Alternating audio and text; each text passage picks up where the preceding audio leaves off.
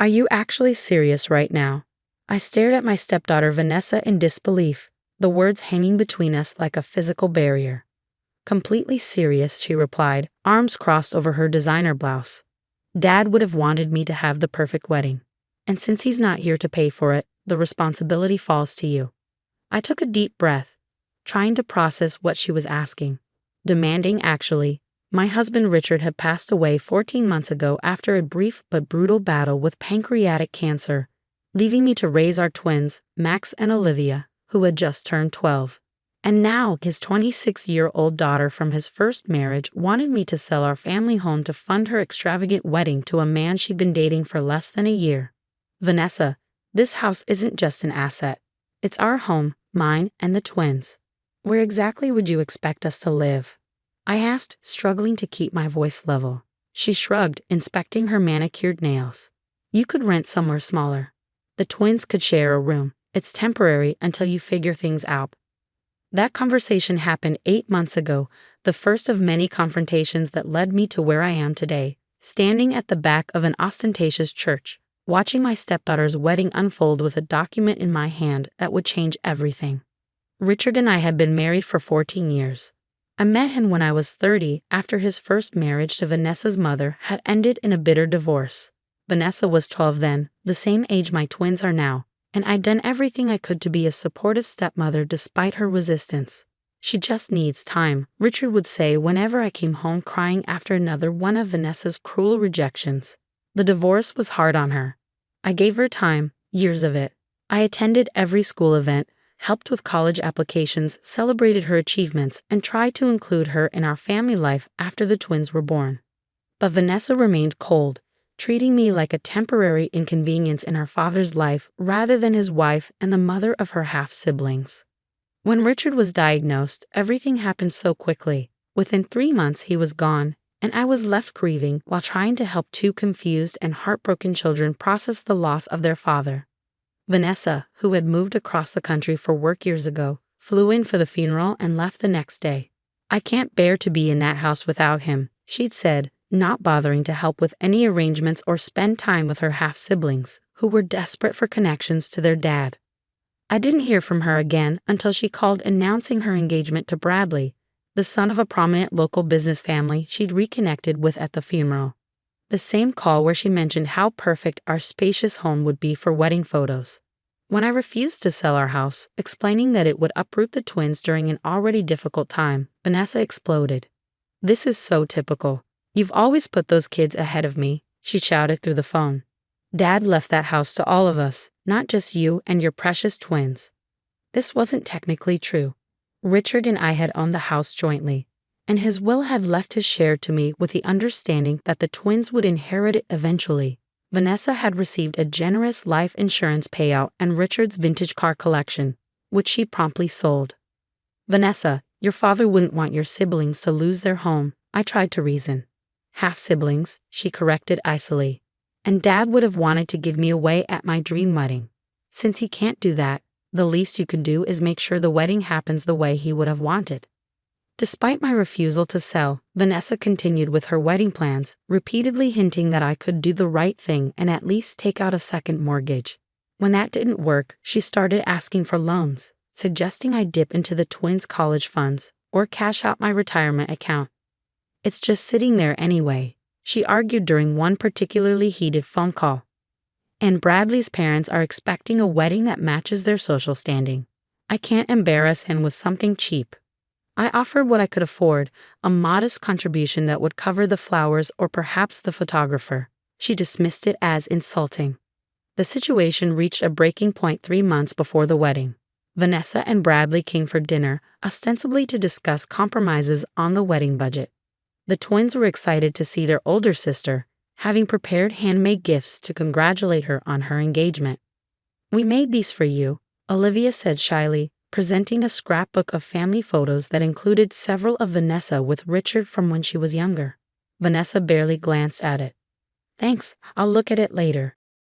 Throughout dinner, she discussed the wedding as if it were a corporate merger, all spreadsheets and vendor negotiations. Bradley mostly sat in silence, occasionally giving me apologetic looks when Vanessa's demands became particularly outrageous. The venue alone is $40,000, she explained, showing me pictures of a historic mansion. And that's before catering, which is another $35,000 per head with a minimum of 200 guests. That's more than I make in a year, I said quietly, aware of the twins listening from their end of the table. Well, if you just sell this place, it wouldn't be an issue, Vanessa snapped. It's too big for the three of you anyway. This is our home, Max interjected, his voice small but determined. Dad picked it out special for when we were born. Vanessa rolled her eyes. You wouldn't even remember that. You were babies. But we know the story, Olivia said. Dad told us all the time. How he wanted a big yard and rooms where we could all be together, but also have our own space to grow. Well, Dad would want me to have my dream wedding more than he'd want you to stay in some house you'll outgrow in a few years anyway, Vanessa replied dismissively. After the twins went to bed, clearly upset, the argument escalated. I'm not selling our home, Vanessa, I said firmly. I've offered what I can afford, and I'm sorry if it's not enough. But your father would never expect your siblings to lose their home for a one-day event. Fine, she said coldly, gathering her things. Then don't bother coming to the wedding. I don't want you there anyway, you or those two. You're not real family. Bradley looked uncomfortable. Vanessa, maybe we should. No, she cut him off. I've made my decision. If she won't help, she's not welcome. Dad would understand. With that, she stormed out, leaving Bradley to apologize awkwardly before following her. The formal invitation arrived by email the next day, a curt message stating that due to budget constraints and venue limitations, my presence and that of the minor children would no longer be accommodated at the wedding. As if we were furniture that didn't fit the floor plan. The twins were devastated when I had to tell them, not because they were particularly excited about sitting through a wedding ceremony, but because it was one more rejection from a sister they desperately wanted to connect with, one more severed tie to their father. Why doesn't she like us, Mom? Olivia asked, tears streaming down her face. I had no good answer. How do you explain adult pettiness and long-held grudges to children who just want to be loved? What happened next wasn't planned, at least not initially. 2 weeks after our invitation, I received a call from my neighbor Eleanor, a retired attorney who had been a close friend of Richard's and had helped us with various legal matters over the years. Jennifer, I just ran into Bradley's mother at the garden club, she said without preamble. She was going on about how generous you are for selling your home to give Vanessa her dream wedding. Said it was the most selfless gesture she ever heard of from a stepmother. My blood ran cold. I'm not selling our house, Eleanor, Vanessa asked, demanded. Actually, but I refused. There was a long pause. Well, that's not what she's telling Bradley's family. She told them you're closing on the sale next week, and the proceeds are her wedding gift. Bradley's mother is singing your praises all over town. After I hung up, I sat in stunned silence, trying to make sense of Vanessa's lie. Was she hoping to pressure me by creating this false narrative? Or was there something more sinister at work? On a hunch, I called our family attorney, who confirmed my fears. Vanessa had been making inquiries about the house's title and Richard's will, specifically looking for loopholes that might give her a claim to force a sale. She doesn't have legal standing, he assured me. The house is yours, but the fact that she's looking into this is concerning. That evening, after putting the twins to bed, I sat in Richard's old office, surrounded by the remnants of his life, books he'd loved, photos of our family, the worn leather chair where he'd read bedtime stories to the twins. And I made a decision. The next day, I contacted Eleanor and asked for her legal expertise on a rather unusual plan. Over the following weeks, as Vanessa's wedding approached, I executed my strategy quietly and methodically. I received no further communication from her, except a formal wedding invitation sent to Mrs. Jennifer Carson and family 3 weeks before the event. Clearly a gesture meant for Bradley's family to see rather than a genuine inclusion. I RSVP for myself only, sending a polite note that the children have prior commitments rather than mentioning they'd been explicitly uninvited previously. The day of the wedding arrived, bright and clear. I dressed carefully in a modest navy dress, arranged for my parents to watch the twins, and drove to the historic mansion Vanessa had chosen for her ceremony. The venue was exactly as extravagant as she described. Floral arrangements larger than my dining table adorned every surface, crystal chandeliers glittered overhead, and a string quartet played softly as guests in designer attire mingled in the garden. I took a seat near the back of the ceremony area, the envelope in my handbag feeling impossibly heavy. Several of Richard's relatives nodded in my direction, their expressions a mix of surprise and sympathy. They'd all received the same story about my generous gift of selling my home. The ceremony proceeded with all the pomp Vanessa had dreamed of: 6 bridesmaids in champagne silk, a custom-designed gown with a cathedral train, and vows clearly written to impress rather than express genuine emotion.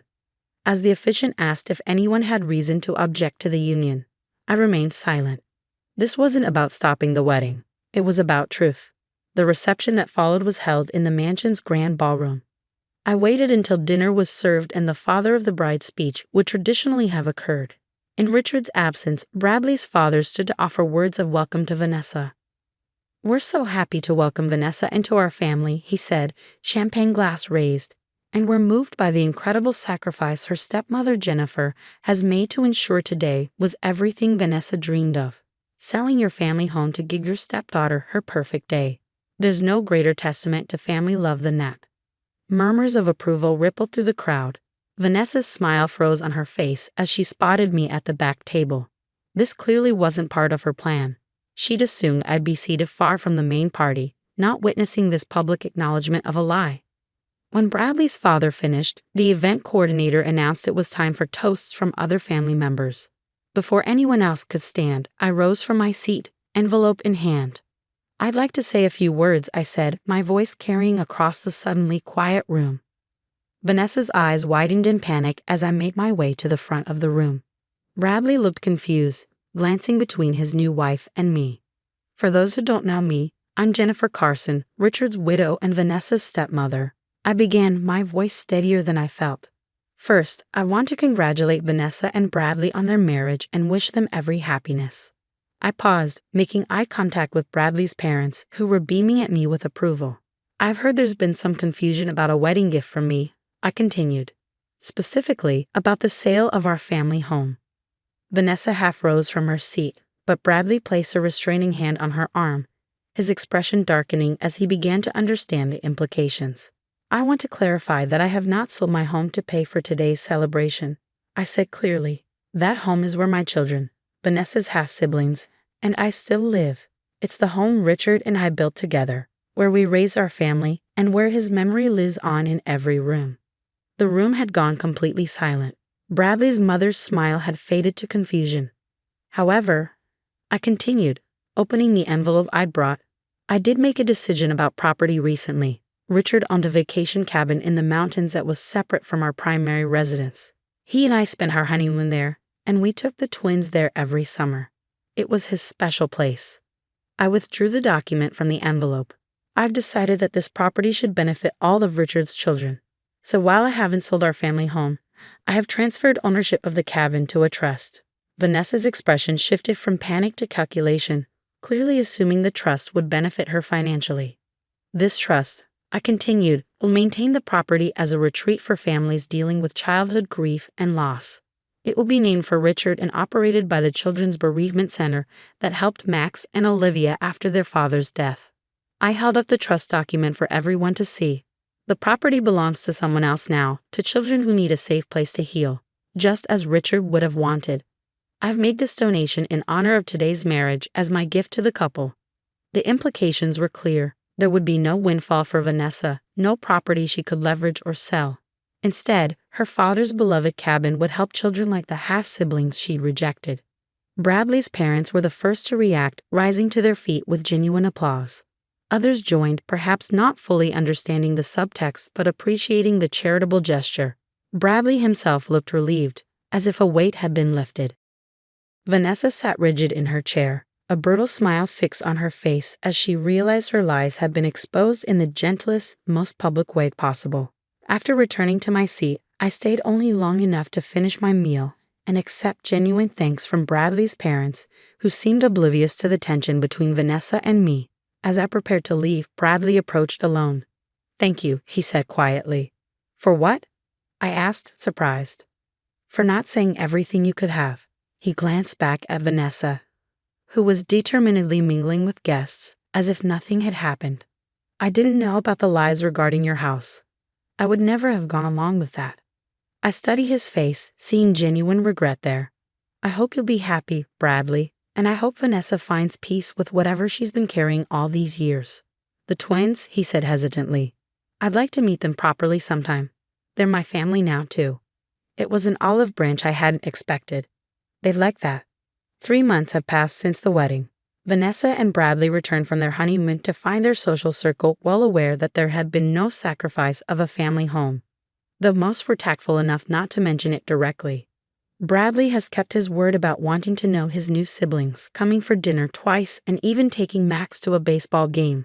Vanessa hasn't joined him, but she did send birthday cards to the twins last month, the first acknowledgement of their special day in years.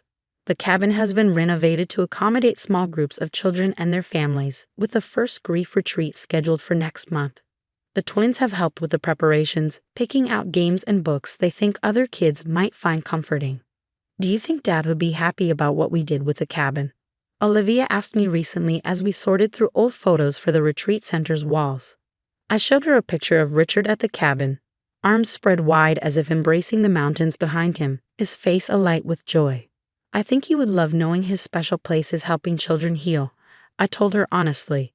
Your dad believed homes weren't just buildings. They were places where people could feel safe, loved, and remembered. Even Vanessa, Max asked, surprising me with his insight. Even Vanessa, I agreed. Maybe especially Vanessa. Last week, an envelope arrived in the mail. A check from Vanessa with a brief note for the cabin trust. Not all dreams need to cost a fortune. It wasn't an apology, not exactly. But as I deposited the check into the trust account, I recognized it for what it was, a small step across the chasm that had separated our family for so long. Richard would have understood.